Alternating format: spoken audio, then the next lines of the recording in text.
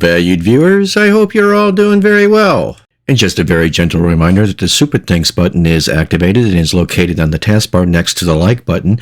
And while any contribution is greatly appreciated, any contribution $20 or more gets you a custom video. And all you do is hit that tab, donate the $20 toward the channel's efforts, and then go to the comment section and let me know what you want done, and it takes priority over anything I have going on at that time. And with that, let's get on with the video. Enjoy.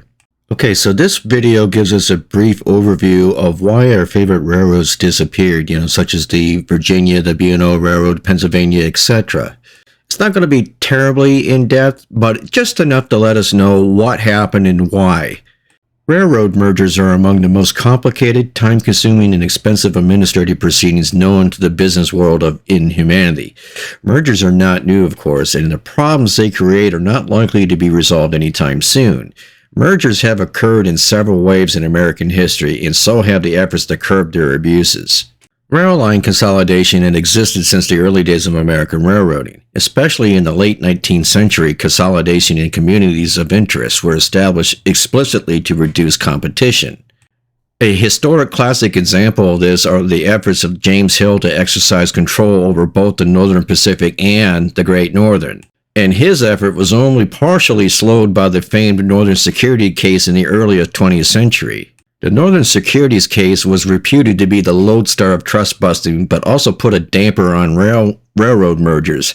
In 1920, the Interstate Commerce Commission was granted authority to control railroad mergers, and when the railroads were returned to the private sector after World War I, the Transportation Act of that year envisioned planned consolidation as an answer to the railroads' problems.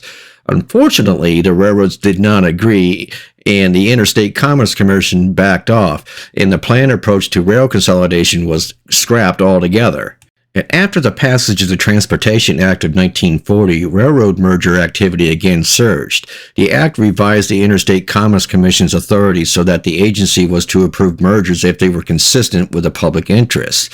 The Transportation Act of 1920 permitted only those mergers that would affirmatively promote the public interest. The ICC approved 100 mergers between 1940 and 1960. Over two-thirds of the 56 applications received between 1956 and 1971 were approved. And of course, during that time frame, the most infamous rail merger was that of the Penn Central. The tale of that giant's collapse had been told and retold for nearly a decade and need not be repeated here. As a result of the collapse, rail merger statutes and policies had been examined, re-examined, and reformed. More recently, however, the merger-related history of the Burlington Northern and the Milwaukee roads points to some decisive weaknesses in the federal merger review practices. In March of 1970, the U.S. Supreme Court sustained the merger of the Great Northern, Northern Pacific, and the Chicago, Burlington, and Quincy. Thus was formally established as the Burlington Northern, the nation's longest railroad, solvent or bankrupt. The 20th largest transportation company, Chicago, Burlington, and Quincy, was permitted to merge with numbers 23 Great Northern and number 25 Northern Pacific. Burlington Northern became the 7th largest, trailing only the now defunct Penn Central and the now merged Southern Pacific. Merger negotiations have been completed in 1960, and ICC approval was sought shortly thereafter. Oppositions to the merger was strong, including the U.S. Department of Justice, Department of Agriculture, 9 states, employees, the Milwaukee, and the Chicago Northwestern Railroads. After extensive hearings and deliberation, the ICC rejected the merger. The agency found that the merger would impair competition and would unduly injure the line's employees. Not to be deterred, the applicants negotiated traffic diversion agreements with the Milwaukee Road and the Chicago and Northwestern. In addition, the railroads also arranged to protect the jobs of all presently employed workers. Job reduction savings were now estimated at $36 million out of a total estimated savings of some $40 million. Because of these changed circumstances, the ICC reversed itself and approved the merger. At that time, it is very crystal clear from the record that the ICC would not have approved a merger without assurances that the Milwaukee Road would survive as a competitor to the Burlington Northern. So all of that there just to give you a little bit of a taste of railroad merging politics. So some would claim the modern merger movement in the railroad industry began with the Louisville and Nashville's absorption of the Nashville, Chattanooga, and St. Louis in 1957. But within the Pocahontas territory in the mid-Atlantic states, we can peg the beginning of the movement to the Norfolk and Western's successful bid to get control of the Virginian Railway. This was attained in 1959. With the American economy in recession, the late 1950s were difficult years for railroads. Costs had been climbing since World War II, and now revenues were declining. And in addition to all that, other modes of transportation were steadily eating into the railroad share of both freight and passenger traffic. Many railroaders viewed mergers as a way to control cost. Following his success with the Virginia, the Norfolk and Western went after the Nickel Plate Road in a move that also brought the Wabash and a piece of Pennsylvania Railroad in Ohio into its camp by 1964. Meanwhile, the New York Central's Alfred Perlman set his sights on either the Chesapeake and Ohio or the Pennsylvania Railroad itself. The Chesapeake and Ohio's Walter Toohey rejected his advances, knowing that the Central had serious financial problems, and the strong-willed Perlman would undoubtedly want to call the shots as the companies merged. Instead, the Chesapeake and Ohio, which had begun studies in 1958, was exploring the pros and cons of affiliation with the Baltimore and Ohio Railroad. On the plus side, the B&O had a stronger industrial base than the Chesapeake and Ohio, serving more industrial centers and linking them with better routes. The B&O was the third largest coal hauler in the nation after the Chesapeake and Ohio and the Norfolk and Western. But the negatives were equally impressive. The Baltimore and Ohio carried a heavy debt load and its operating losses were growing and would top out in 1961 at a staggering $31 million.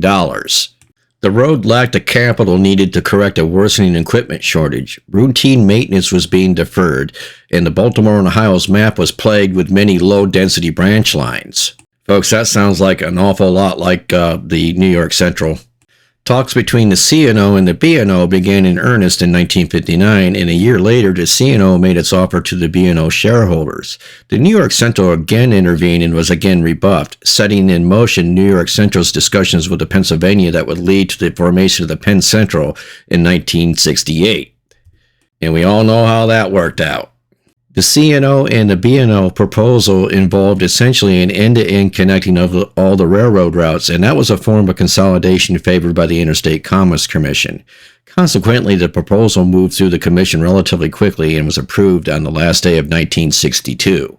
So after the C&O and B&O merger was complete, there was a huge study to eventually do a covert operation that would have merged the Norfolk and Western and the Chesapeake and Ohio. Once the C&O and the B&O merger was complete, there was a huge study that became a covert operation to support the planning for the Norfolk and Western and Chesapeake and Ohio merger. To improve this merger chances for approval, it was proposed to include 5 financially weak roads in the Northeast, namely the D&H, the EL, the Reading, the C&J, and the Boston and Maine through a subsidiary known as Derico. The threat of this type of merger was so real that President William White of the Erie and Lackawanna told railroad officials to arrest anyone from the Chesapeake and Ohio, the B&O Railroad, or the Norfolk and Western that were caught on their properties. Under this merger scenario, the Norfolk and Western was to be the surviving company in the merger with the Chesapeake and Ohio. But as we all know, the marriage never happened and was called off altogether in 1971. And this was because it was a victim of the complexities of putting the two rival companies together, and also along with the collapse of the Penn Central Railroad. They thought they could never get the merger approved through the ICC at that time. And as many of us know, the Norfolk and Western went on to acquire the Southern Railroad, or Railway, and the merged companies became the Norfolk and Southern that we know today. And later on in life, the Santa Fe Railroad merged with the Burlington Northern, and the Southern Pacific merged with the Union Pacific Railroad. And finally, just recently, Canadian Pacific just completed a merger with the Kansas City Southern for $31 billion.